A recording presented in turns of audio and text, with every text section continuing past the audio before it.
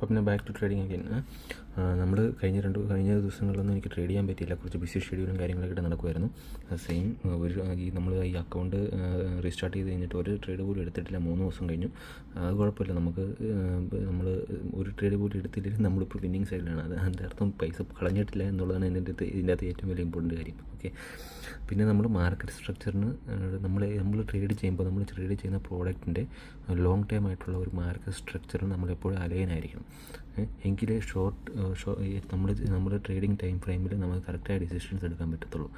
For example ഞാൻ കാണിച്ചത്, നമ്മൾ USD JPY ആണ് നമ്മൾ ട്രേഡ് ചെയ്യുന്നത്. ഓക്കെ, പക്ഷേ നമ്മൾ ഇപ്പോൾ പ്രൈസ് ഇങ്ങനെ നിൽക്കുവാണ്. ഇങ്ങനെ ജസ്റ്റ് ഇതൊരു 1 hour ടൈം ഫ്രെയിമാണ് കാണിക്കുന്നത്. ഓക്കെ, ഇങ്ങനെ മാത്രം കാണിച്ചു കഴിഞ്ഞാൽ നമുക്ക് ഒരു ഐഡിയ, ഇപ്പോഴൊരു റേഞ്ചിലാണ് നിൽക്കുന്നത്. എന്തുകൊണ്ടാണ് ഇങ്ങനെ റേഞ്ചിൽ നിൽക്കുന്നത് നമുക്ക് മനസ്സിലാവത്തില്ല. എന്താണ് നടക്കണമെന്ന് നമുക്ക് മനസ്സിലാവത്തില്ല. അങ്ങനെ മനസ്സിലാവണമെങ്കിൽ നമ്മൾ കുറച്ചുകൂടെ നമ്മളൊരു മിനിമം ഒരു ഡെയിലി ടൈം ഫ്രെയിമിലേക്ക് പോവുക. ഒരു ഡെയിലി ടൈം ഫ്രെയിമിലേക്ക് പോയി കഴിഞ്ഞ് കഴിയുമ്പോൾ നമുക്ക് എന്താ സംഭവിക്കുന്നതെന്ന് മനസ്സിലാവും. അതായത് ഇപ്പോൾ നമ്മൾ പുറകിലേക്ക് എടുത്ത് നോക്കി കഴിയുമ്പോൾ 2025 മുതൽ ഇത് ഇങ്ങനെ ഒരു താഴേക്ക് വരുമായിരുന്നു. അത് കഴിഞ്ഞിട്ട് ഇത് മിഡ് ഏപ്രിലോട് കൂടി ഇതൊരു ബോട്ടം ക്രിയേറ്റ് ചെയ്തിട്ട് അവിടുന്ന് വീണ്ടും ഇത് ഒരു 3 പ്രാവശ്യം സെയിം മന്ത് ഈ മെയിൽ ഇത് ക്രിയേറ്റ് ചെയ്യാൻ സമയം നമുക്ക് കഴിഞ്ഞൊരു വീഡിയോ ഞാൻ പറഞ്ഞതാണ്. ഓക്കെ, ഞാൻ വീണ്ടും അത് റിപ്പീറ്റ് ചെയ്യുന്നില്ല. അത് കഴിഞ്ഞിട്ട് ഇവിടെ ജൂലൈയിൽ സംഭവിച്ചത് എന്താണെന്ന് നമ്മൾ കണ്ടോ.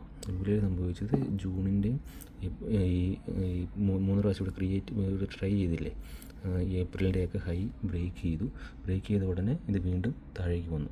ഓക്കെ, വീണ്ടും ഇത് താഴേക്ക് വന്നു. ഇപ്പോൾ ഇവിടെ സംഭവിക്കുന്നതെന്ന് പറഞ്ഞു കഴിഞ്ഞാൽ ഇവിടെ ഈ ജൂണിൻ്റെ ഹൈ ബ്രേക്ക് ചെയ്യാനുണ്ടായ കാരണമോ അല്ലെങ്കിൽ ആ ഒരു സോൺ, ആ ഒരു റേഞ്ച് ഇപ്പോഴും ഇത് റെസ്പെക്റ്റ് ചെയ്യുന്നുണ്ട്. ഇവിടുന്ന് ഇന്നലത്തെ ക്യാൻഡിൽ ഇത് റെസ്പെക്റ്റ് ചെയ്തു. ഓക്കെ, റെസ്പെക്റ്റ് ചെയ്ത് ഇത് പ്രൈസ് മേളിലേക്ക് പോയി. പക്ഷേ സംഭവിച്ചത് എന്താണെന്ന് വെച്ച് കഴിഞ്ഞാൽ ഈ ബിഗ് ക്യാൻഡിലിനെ വീണ്ടും ഇന്നലെ ഈ ഒരു റേഞ്ച് വീണ്ടും റെസ്പെക്റ്റ് ചെയ്തു. ഇപ്പോൾ ഈ വലിയ റേഞ്ചിനുള്ളിൽ പ്രൈസ് ഇപ്പോൾ ഒരു ചെറിയ റേഞ്ചിലാണ്. ഓക്കെ, അതാണ് ഇപ്പോൾ സംഭവിക്കുന്നത്. ഈ വലിയ റേഞ്ച് പ്രൈസ് ഒരു ചെറിയ റേഞ്ചിലേക്ക് മാറി. ഓക്കെ, ഇനി ഇപ്പോൾ നമുക്ക് മനസ്സിലായി പ്രൈസ് ഒരു റേഞ്ചിലാണ്. ഇനി പ്രൈസിൽ ഒരു റേഞ്ചിൽ നിന്ന് മാറണമെങ്കിൽ ഒന്നെങ്കിൽ ഈ റേഞ്ച് ക്രോസ് ചെയ്യണം, അല്ലെങ്കിൽ ഈ റേഞ്ച് ക്രോസ് ചെയ്യണം, ഇതിന് മുകളിലേക്ക് പോകണം.